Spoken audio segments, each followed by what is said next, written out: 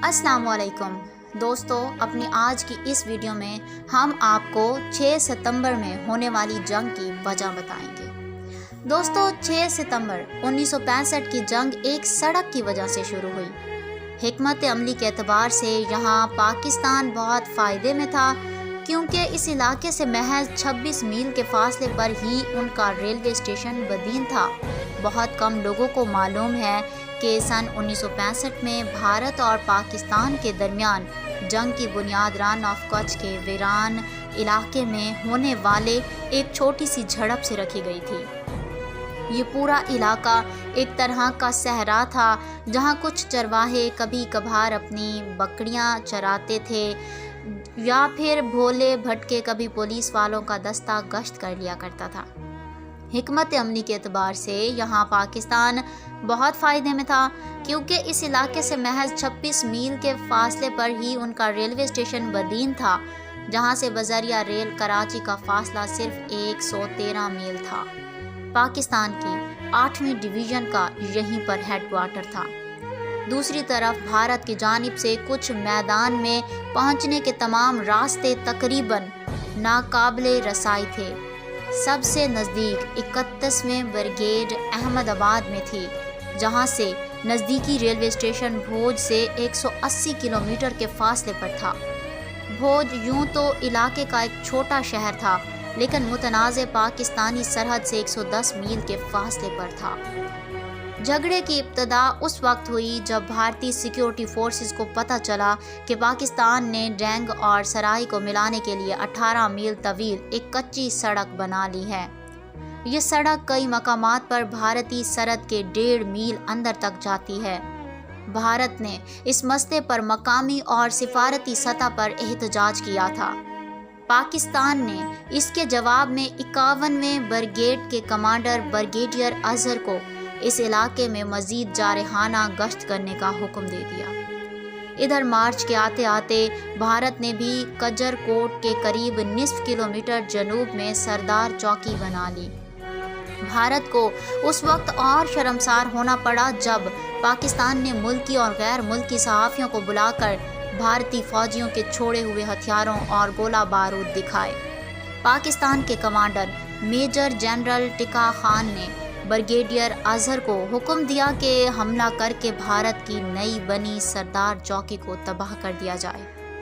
9 अप्रैल की सुबह 2 बजे पाकिस्तानी हमला शुरू हुआ।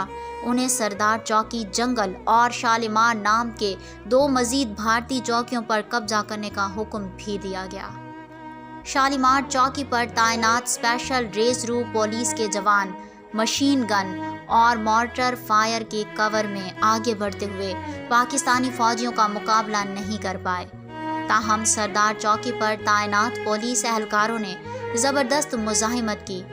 14 घंटों के ज़बरदस्त हमले के बाद ब्रिगेडियर अजहर ने गोलाबारी रोकने का हुक्म दिया। इस दौरान सरदार चौकी की हिफाजत पर मामूर पुलिस एहलकार 2 मील वापस वजीऊ कोट चौकी पर चले आए। पाकिस्तानियों को इसका पता नहीं चला और उन्होंने भी अपने फौजियों को वापस उसी जगह पर वापसी करने का हुक्म दे दिया, जहां से उन्होंने सुबह हमला शुरू किया था। शाम को वापस आने वाले जवानों को एहसास हुआ कि सरदार चौकी पर कोई भी पाकिस्तानी फौजी नहीं है। उन्होंने शाम होते होते बगैर लड़े दोबारा उस चौकी पर कब्जा कर लिया। BC चक्रवर्ती ने अपनी किताब हिस्ट्री ऑफ इंडो पाक वार 1965 में तबसरा किया है कि पाकिस्तान के 91वें ब्रिगेड के कमांडर ने इतने ही अनाड़ीपन से ऑपरेशन को हैंडल किया जितना हिंदुस्तान के 31वें इन्फेंट्री ब्रिगेड के ब्रिगेडियर पहलजानी ने। अप्रैल को ब्रिगेडियर इफ्तिखार जंजुआ की क़यादत में पाकिस्तानी फ़ौजियों ने सैरा बैत पर कब्जा कर लिया। भारत ने सूरत हाल की संगीनी को देखते हुए मेजर जनरल डन को मुंबई से कुछ भेजा। पाकिस्तान ने भी इस दौरान मुकम्मल 8वीं इन्फेंट्री डिवीज़न को कराची से पाकिस्तान शहर हैदराबाद बुला लिया। इस वक्त इलाके में ब्रिगेड के कमांडर लेफ्टिनेंट कर्नल सुंदर जी ने पुलिस की वर्दी पहनकर इलाके का मुआयना किया और मशवरा दिया कि भारत को कजर कोट पर हमला कर देना चाहिए, लेकिन हुकूमत ने उनके मशवरे को तस्लीम नहीं किया। بعد میں یہی سندر جی بھارت کے آرمی چیف بنے اور اس علاقے میں انہوں نے سن 1987 میں مشہور براس ٹیک فوجی مشق کی، جس کی وجہ سے بھارت اور پاکستان کی فوجیں تقریباً جنگ کے دہانے پر پہنچ گئیں۔ اس درمیان دلچسپ بات یہ ہوئی کہ پاکستان فضائیہ کے سربراہ ایئر مارشل اصغر خان نے بھارتی فضائی فوج کے سربراہ ایئر مارشل ارجن سنگھ کو فون کر کے پیشکش کی کہ دونوں ممالک کی فضائیہ اس جنگ سے اپنے آپ کو الگ رکھیں۔ اگرچہ اصغر خان نے اپنی سوانح عمری دی فرسٹ راؤنڈ میں اس واقعے کا ذکر نہیں کیا، لیکن بعد میں قیاس آرائی کی گئی کہ شاید اس کی وجہ سے جنگ شروع ہونے سے صرف 10 روز قبل ایوب خان نے انہیں ان کے عہدے سے ہٹا کر ایئر مارشل نور خان کو پاکستانی ایئر فورس کا سربراہ بنا دیا تھا۔ 24 اپریل کو بریگیڈیئر افتخار جنجوعہ کی قیادت میں پاکستانی فوجیوں نے سیراباد پر قبضہ کر لیا۔ انہوں نے اس کے لیے پوری 2 ٹینک ریجمنٹیں اور توپ خانے کا استعمال کیا اور بھارتی فوجیوں کو پیچھے ہٹنا پڑا۔ اگلے 2 دنوں میں بھارتی فوجیوں کو بیئر بیت کی چوکی بھی خالی کرنی پڑی۔ برطانیہ کی مداخلت سے دونوں فوجیں اپنے پرانے محاذ پر واپس چلی گئیں۔ بھارت کو اس وقت اور شرمسار ہونا پڑا جب پاکستان نے ملکی اور غیر ملکی صحافیوں کو بلا کر بھارتی فوجیوں کے چھوڑے ہوئے ہتھیاروں اور گولہ بارود دکھائے۔ بعد میں برطانیہ کی مداخلت سے دونوں فوجیں اپنے پرانے محاذ پر واپس چلی گئیں۔ فروخ باجوہ نے اپنی کتاب فرام کچھ ٹو تاشقند میں لکھا کہ اس سے پاکستانی فوج کو کم سے کم محدود سطح پر ہی صحیح بھارتی فوج کے صلاحیت کو آزمانے کا موقع ملا۔ بھارت کے اس وقت کے deputy chief general Kumar Mangalam نے کہا، بھارت کے لیے کچھ کی لڑائی صحیح دشمن کے ساتھ غلط وقت پر غلط جنگ تھی۔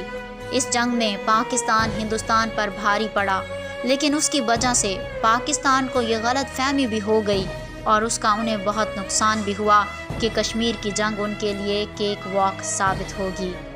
پاکستان میں بھارت کے سابق ہائی کمشنر شنکر باجپئی کا کہنا ہے کہ یہ تصادم بھارت کے لیے نعمت ثابت ہوا، کیونکہ اس سے وہ پاکستان کے عزائم سے باخبر ہو گیا۔ 3 ماہ بعد جب پاکستان نے آپریشن جبر الٹر کا آغاز کیا تو ہندوستانی فوج ان سے نمٹنے کے لیے پہلے سے ہی تیار تھی۔